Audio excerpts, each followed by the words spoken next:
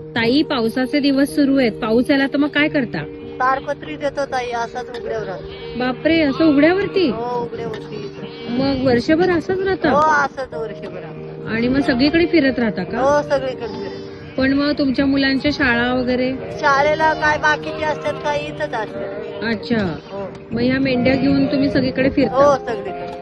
पण मग तुम्हाला असं वाटत नाही की बाबा शहरातली लोक कशी राहतात हा, मग वाटतं घरामध्ये? आता ताई, पोटासाठी काय करायचं. मग एवढ्या शेळ्या कशा काय मग तुम्ही सांभाळता वगैरे?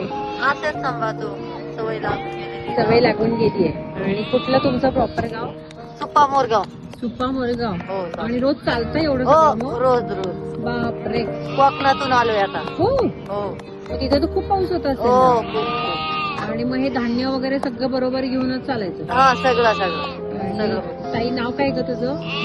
माझं नाव भागाबाई बागाबाई. दादा ठोंब. अच्छा, छान दिसतेस एकदम.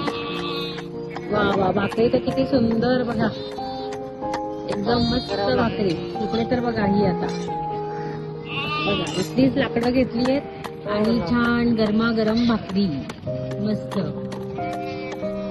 बघा, मी उद्या आलो तर भेटूयात मग. हो. हा, थँक्यू.